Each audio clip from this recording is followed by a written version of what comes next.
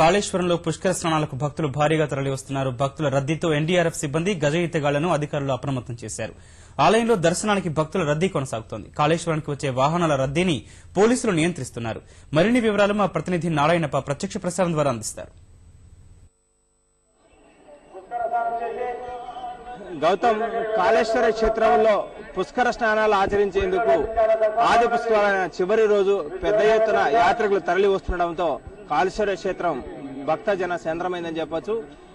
కాటారం నుంచి మహదేవ్పూర్ వరకు, మహదేవ్పూర్ నుంచి కాళేశ్వరం వరకు వివిధ ప్రాంతాలలో వాహనాలను రద్దీని నియంత్రించేందుకు పోలీసులు ప్రత్యేక చర్యలు చేపట్టారు. దీంతో ఎలాంటి ఇబ్బంది లేకుండా యాత్రికులు కాళేశ్వర క్షేత్రానికి చేరుకోగలుగుతున్నారు. వేల సంఖ్యలో వచ్చిన వాహనాలు కాళేశ్వర సమీపంలో నిలిపివేసి అటు నుంచి పుష్కర ఘాట్లకు భారీగా తరలి వస్తున్నారు. మనం ఒకసారి చూడొచ్చు, కాళేశ్వర క్షేత్రంలో ప్రత్యేకంగా 4 పుష్కర ఘాట్లు ఏర్పాటు చేశారు. వీటిలో ఒకటి ప్రముఖులకు, అత్యంత ప్రముఖులకు, మిగిలిన 3 సాధారణ యాత్రికులను పుష్కర స్నానాలు చేసేందుకు అనుమతిస్తున్నారు.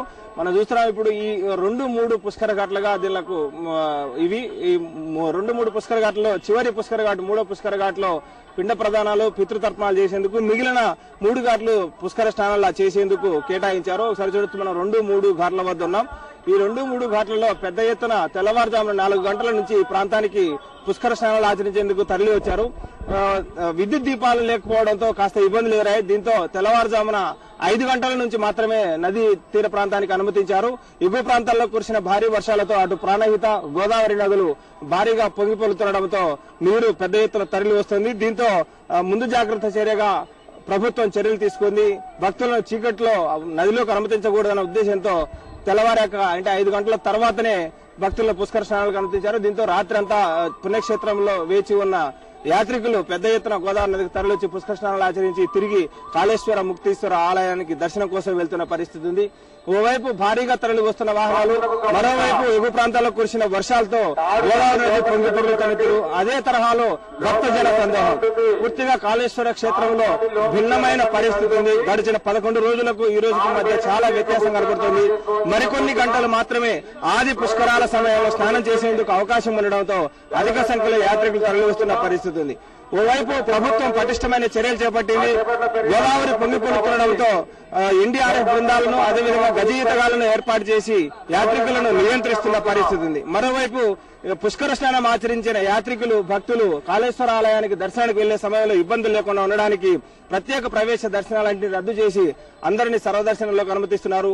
గుడికి 4 వైపుల ద్వారాలున్నాయి. మరెక్కడ ప్రపంచంలో ఎక్కడా లేని విధంగా కేవలం నేపాల్లో పశుపతి ఆలయంలోను, అదేవిధంగా ఈ గంగా నది ఒడ్డున కాశీ ఆలయంలోను, ఆ తర్వాత గోదావరి నది ఒడ్డున కాళేశ్వర ఆలయం మాత్రమే ఆలయానికి 4 వైపుల ద్వారాలుంటాయి. అంతటి విశిష్టత కలిగిన ఈ కాళేశ్వర క్షేత్రంలో పుష్కర స్నానాలు ఆచరించడం ద్వారా ముక్తి లభిస్తుందన్న, పుణ్యం లభిస్తుందన్న ఉద్దేశంతో పెద్ద ఎత్తున భక్తులు తరలి వచ్చారు. ఊహించని రీతిలో ప్రభుత్వం ఈ 12 రోజుల్లో దాదాపు ఒక మహా అంటే 6 నుంచి 7 లక్షల మంది వరకు ఇక్కడ పుష్కర స్నానాలు ఆచరించే అవకాశం ఉంటుందని అంచనా వేశారు. కానీ అందుకు భిన్నంగా కేవలం ఒక రోజులోనే శని, ఆదివారాలు సెలవు రోజులు కలిసి రావడంతో శనివారం, ఆదివారం రోజుల్లో 9 లక్షల మంది ఈ ప్రాంతంలో పుష్కర స్నానాలు ఆచరించారంటే ఈ క్షేత్ర విశిష్టత, ఈ క్షేత్ర ప్రాధాన్యతను యాత్రికులు గుర్తించారని చెప్పొచ్చు. దాన్ని దృష్టిలో పెట్టుకుని పెద్ద ఎత్తున అధిక సంఖ్యలో యాత్రికులు తరలి వచ్చి పుష్కర స్నానాలు ఆచరిస్తున్నారు. మన దగ్గర ఈ గోదావరి నదీ తీరంలో పుష్కర స్నానాలు ఆచరించిన కొంతమంది యాత్రికులు ఉన్నారు. వారిని మరిన్ని వివరాలు తెలుసుకున్నాం. చెప్పండి, మీరు ఎక్కడి నుంచి వచ్చారు, ఏంటికి ఎప్పుడు చేశారు? మేము హైదరాబాద్ నుంచి వచ్చినాం సార్, జయదిరిగుట్ట నుంచి వచ్చినాము. చాలా దూరం నుంచి వచ్చినందుకు ఇక్కడ సదుపాయాలన్నీ కల్పించారు. ముఖ్యంగా పోలీసు వాళ్ళకి థ్యాంక్స్ చెప్పాలి. అన్ని సదుపాయాలు అయితే బాగున్నాయి.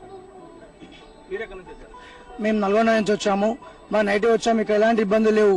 మరి గతంలో అయితే మరి పుష్కరాలు అంటే రాజమండ్రి, కేరాపురం ఉండేది. కానీ ఇప్పుడు కేసీఆర్ వచ్చిన తర్వాత, తెలంగాణ రాష్ట్రం వచ్చిన తర్వాత తెలంగాణలో కూడా పుష్కరాలు బ్రహ్మాండంగా జరుపుకోవాలని చెప్పేసి మొత్తం తెలంగాణ వ్యాప్తంగా 119 ఘాట్లు ఏర్పాటు చేసి దానిలో అత్యుత్తమైన ప్రణాళిక ఉన్నటువంటి కాళేశ్వర జలానికి మరి ప్రణాళిక ఉన్నది. ఎందుకంటే మరి దక్షిణ కాళేశ్వరము ఒక శివుని గుడికి మాత్రమే 4 గేట్లు ఉన్నాయి. కాబట్టి కేసీఆర్ గారు భక్తులకు కానీ ఎలాంటి ఇబ్బంది లేకుండా ఇటు పోలీసు వ్యవస్థని, ఇటు అడ్మినిస్ట్రేషన్ కూడా మంచిగా ఉన్నాడు. మేము స్నానం చేసి ఇప్పటికే గుడికి వెళ్తున్నాము. మాకు ఎలాంటి మరి వేపి దర్శనం లేకుండా అందరం సమానమైనది కూడా మరి మమ్మల్ని దర్శిస్తున్నందుకు కేసీఆర్ కు ధన్యవాదాలు తెలుపుతున్నాము. మేము కరీంనగర్ నుండి వచ్చామండి. ఇక్కడ త్రివేణి సంగమం ప్రతిసారి వస్తాం. మేము పోయినసారి పుష్కరాలు కూడా వచ్చాము. పోయినసారి కన్నా ఈసారి ఏర్పాట్లు బాగున్నాయి.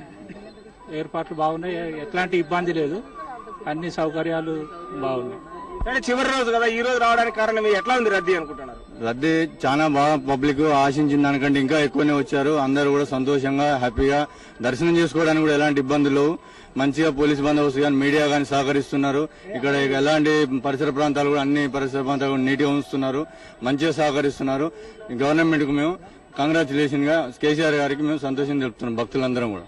అంటే పుష్కర స్నానాల ఘట్టం చివరి రోజుకు చేరింది. ఈ సాయంత్రం శాసనసభ సభాపతి మధుసూదన్ రావు, అదేవిధంగా ఉపసభాపతి పద్మదేవేందర్ రెడ్డి, ఈ నిజామాబాద్ లోక్సభ సభ్యురాలు కవిత ఈ ప్రాంతానికి చేరుకుని పుష్కర ముగింపు వేడుకలు నిర్వహిస్తారు. మరోవైపు పెద్ద ఎత్తున యాత్రికులు తరలి వచ్చినప్పటికీ ప్రభుత్వం ప్రత్యేకమైన చర్యలు తీసుకోవడంతో పుష్కర ఘట్టాలు అదేవిధంగా ఆలయ ప్రాంతాలు పూర్తిగా పరిశుభ్రంగా తయారయ్యాయి. మరోవైపు ఏ విధమైన ఇబ్బంది లేకోకుండా అటు ప్రత్యేక బలగాలను ఏర్పాటు చేసి ట్రాఫిక్ నియంత్రించడం, మరోవైపు పెద్ద ఎత్తున నీరు పారుతున్నప్పటికీ ఇబ్బందులు లేకుండా గజ ఈతగాళ్లను ఎన్డీఆర్ఎఫ్ బృందాలను ఏర్పాటు చేయడం, ఇక్కడ పుష్కర స్నానాలు ఆచరించి గుడి దగ్గరికి వెళ్ళాక గుడి దగ్గర అందరినీ సర్వదర్శనానికి అనుమతించి దర్శనానికి ఎలాంటి ఇబ్బందులు లేకుండా చర్య తీసుకోవడం, ఇలా 3 ప్రాంతాల్లో 3 విభాగాల్లో ప్రభుత్వం పటిష్టమైన చర్యలు తీసుకోవడంతో కాళేశ్వర క్షేత్రానికి వచ్చిన యాత్రికులు ఏ విధంగా ఇబ్బంది లేకుండా పుణ్యస్నానాలు ఆచరించుకుని దర్శనం చేసుకుని వెనుదిరిగిపోతున్న పరిస్థితి. ఇది ఇక్కడ తాజా పరిస్థితి. Gautam, over to studio.